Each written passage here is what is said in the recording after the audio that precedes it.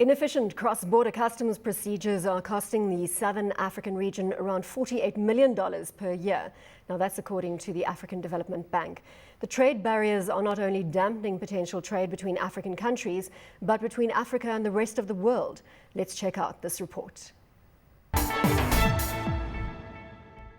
Africa's trade has continued to grow, and inter-regional trade has more than doubled, from 47 to 108 billion US dollars. Half of this trade occurs in the SADC region, where South Africa continues to trade with its neighboring countries. And Africa's trade with the rest of the world has increased considerably, with imports and exports accounting close to $1 trillion US dollars. This resulted in an increase of Africa's global trade to 3.1% in 2011, from 2.5% posted in 2005. Yet, the regional integration agenda still remains a challenge. Africa still grapples with poor infrastructure, cumbersome procedures and tariffs, and an unpredictable power supply. Cross-border truck owner KIRSTEN knows the day-to-day frustrations that come with these inefficiencies. If we can have cooperation between all the different countries so that they can clear the documents at the South African border post, and that same clearance goes all the way through to the DRC, that you don't have to stop at every border post and have clearance there again. Some speed bumps on Africa's economic recovery include rehabilitation of the continent's roads. Many routes are unpaved or pass through areas that are affected by conflict. According to a recent study, a projected investment of 32 billion US dollars towards road networks could lead to a 250 billion US dollar trade increase over a period of 15 years. And areas that would most benefit are the landlocked countries. Absolutely critical, particularly to the landlocked countries that have abundant resources. So whether it be coal or copper or some of the other minerals, getting those materials to port is critical. Given the price tag that comes with these capital outlays, strategic partnerships between the public and private sector can help fill the funding gap. We're just about to do the single biggest private sector PSP participation investment ever on the continent, which is the dig out of the Durban port, because the dig out of the Durban port is not in the 300 million. And so there we're going to mobilize the private sector to invest in the port. Strengthening Africa's trade links against the backdrop of a good infrastructure is one way of connecting the continent and ensuring that we can start to embark on that single trip from Cape to Cairo. Now joining me in studio to give us their views on the regional integration and role of regional bodies on the continent is Dr. Lyal White, Director for the Centre of Dynamic Markets at GIBS. Also with us, Dube, Senior Researcher for Economic Diplomacy Programme with the South African Institute for International Affairs, and Matthew Stone, the Managing Director at DNA Economics. Welcome to the show.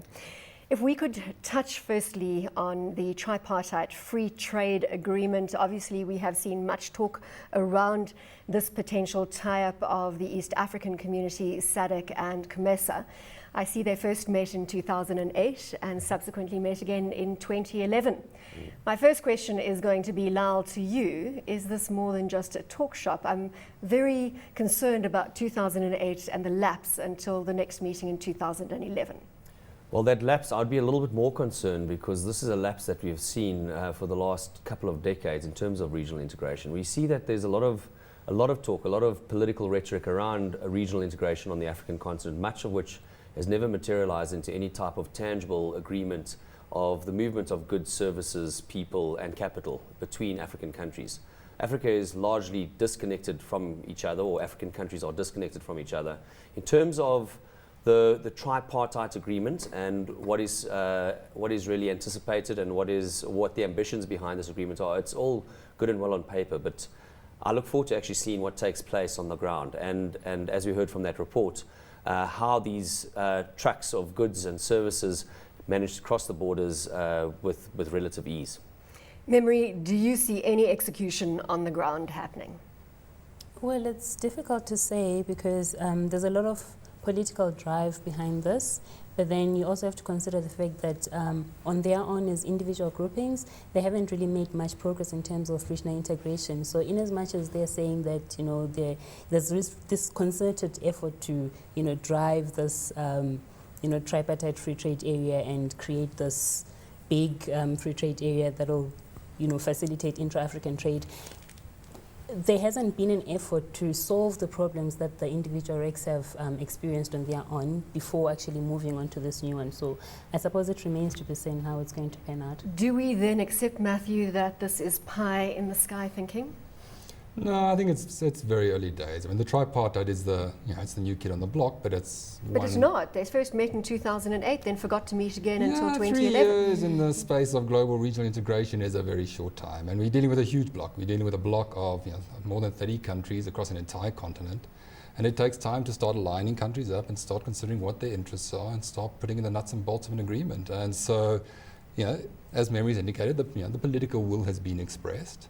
3 years to sign off on the politics is not bad timing, but it's going to take a lot longer before we start hammering in the cornerstones, the nuts and bolts of a trade agreement. And so we're going to be talking about these things for many years to come. And of course, this free trade area is potentially going to link 600 million people, 26 countries.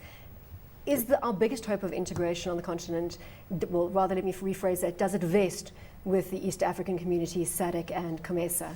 Is that where we'd expect the lead to come from? I think I was going to give this question over to Matthew, but I suppose I could... I'm happy for you to ask questions on the desk. I like that very much. I think this is our greatest hope in terms of the political orientation of the dialogue that's taking place between these regional blocs. And as we know, the most well-established regional integration body that exists at the moment is probably the East African community. There's a lot of overlap between COMESA, the EAC, the East African community, and SADC. So this does make sense. And I think, just to reiterate really what you mentioned right now, is this is the only viable option to make Africa relevant in the global context, in global markets. Individual African countries on their own are absolutely irrelevant. They have no weight. We have no weight. We are irrelevant as individual countries. So we are aspiring to some form of economies of scale, and that's why this political will and what Matthew and Memory just spoke about right now around this drive. And sure, it might take a little bit long, but this political will is a good starting point, and it is something that has to take place. Clearly moving in the right direction. Now, I don't want to waste your question, so please put your question to Matthew. So Matthew, is this the right way to go? Are these the right regional blocks to engage in this? And what about ECOWAS or one of those? Exactly. I guess that the only regional blocks that we have some level of familiarity with as SADC or in Southern Africa. ECOWAS and West Africa just seems another a big leap, and perhaps a step too far. Right? Yeah. So no, I think if we are looking to build a continent-wide alliance, it's best to start with those regions which are similar to us, are dealing with the same kinds of issues, and have similar kind of regional integration initiatives in place. And SADC, COMESA, and EAC are in many ways dealing with the same kinds of challenges. Although I'd like to throw something else in here, and Memory, perhaps you can answer this. Leaving out the West African community, when you've got powerhouses like Ghana and Nigeria, not to mention a couple of other territories in that space, wouldn't that be a mistake from the outset? Shouldn't we really try and sit down and see right from the outset whether there can be synergy between East Africa, West Africa, SADC?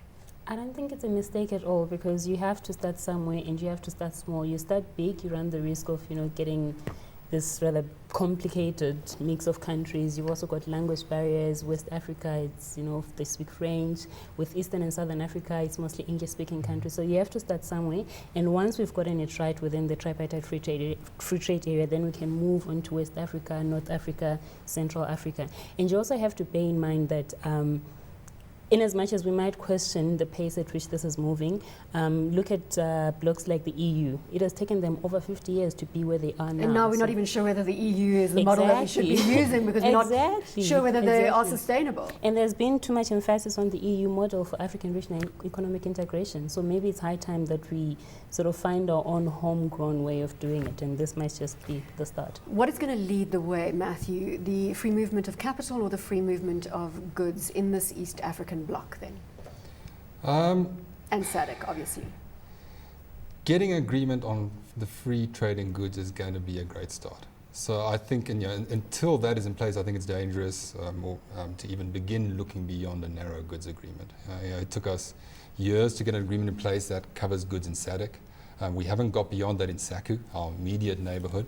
So I think that just securing that agreement in itself is a major challenge. So capital and people will follow? They might follow.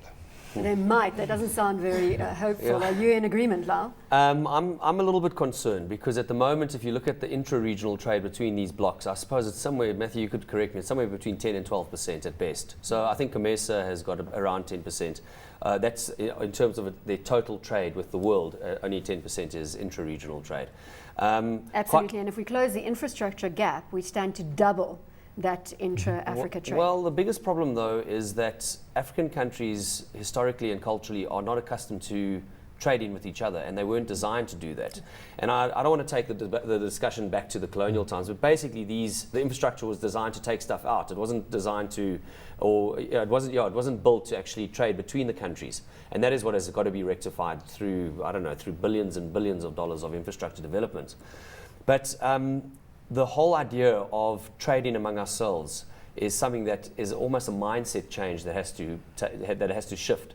And only when we do that, and when our South African companies realize that the market does lie north of the Limpopo, then we'll realize the true potential. Because essentially you're talking about West Africa, and essentially what you're talking about were the market opportunities in Nigeria.